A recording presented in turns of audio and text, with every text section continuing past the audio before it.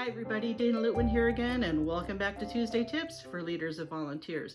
This week, a little short tips preview of a longer full live webinar seminar I just did for Tobi Johnson's VolunteerPro Impact Lab community. So that is within Tobi's fantastic advanced and intermediate Leaders of Volunteers community. If you're in that community and you happen to miss the time that I did the webinar a couple of weeks ago, no problem. You can find it archived. If you're not yet in Tobi's fantastic Impact Lab cohort, then you can get 15% off with the code PRICELESS, which I'll put down below. And that's a fantastic deal to get into a community with a lot of professional development and one-on-one coaching and figuring things out. We actually did a coaching call with several members who attended the webinar, and that's also archived if you join the community. So there's a lot of great stuff there. I'll put the links below. The training I did is standardizing training for staff and volunteers across programs without losing flexibility. And the way that I presented this material is a system that I developed called Roots, Modes, and Modules. If you think about the root of roots in an overgrown garden, maybe some programs that you inherited are a little out of control, you're not sure why that was planted there or how that works, why is that supposed to be there, then the roots help you figure out, okay, what do we got to update or pull out, and what is still working of the training that is common, that is most common to all volunteers and all staff, so all hands training. The root of a training that you can then build modes and modules from and decide per volunteer or staff role what mix and match you get of modes. And I'll kind of show a little graphic here of what I mean by roots building on modes, and then we'll get to an example in a second. So if you're pulling out weeds and things that you're sure you don't want, start with that assessment. But the root training for everybody typically includes things like basic safety or emergency response if you're working on site, how to get in touch with people for different issues or problems or departments. This is also ideally reinforced with a volunteer handbook or employee handbook that has consistent information to back it up as a main reference source.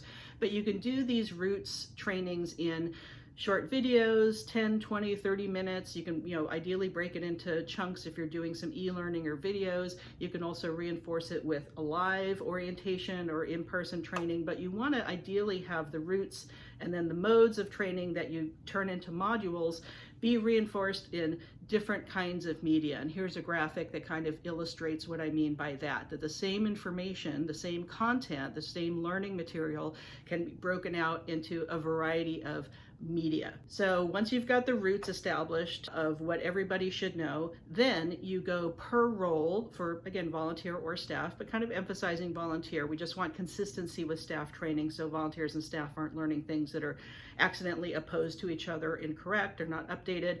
But you build the modes with things like how to handle money, being an ambassador, a messenger, how to talk to the public or do outreach.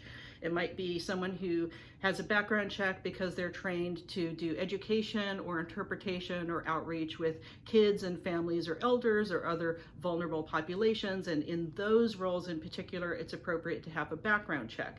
Some other roles, you may not need a background check. You can even do kind of micro trainings like what's Zoom 101? Someone might be embarrassed that they don't really understand video platforms or they haven't used them much before. This came up in the coaching call actually.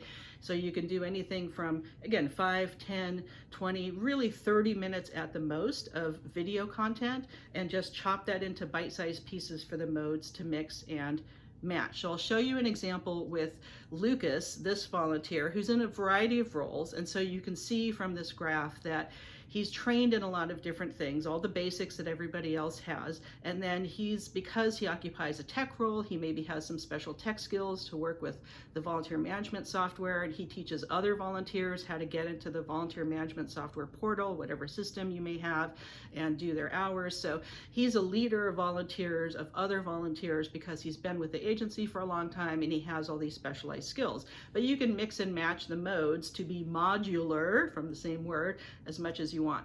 If you're not a gardener and you're a musician like me, you can also think of roots, modes, and modules like roots of a scale or chord going into a different mode, creating different scales and notes there, and mixing and matching and creating a beautiful harmony. So whether you want to clean up a beautiful garden of volunteer programs or build a beautiful symphony of harmonious work together with a musical metaphor, I highly recommend roots, modes, and modules as a way to do things. And again, if you're not yet a member of Tobi's fantastic Impact Lab community, right now you can get 15% off with the code PRICELESS down below. Hope you have a great rest of the week. We'll see you next time with more Tuesday tips and some great priceless advice guests coming up too.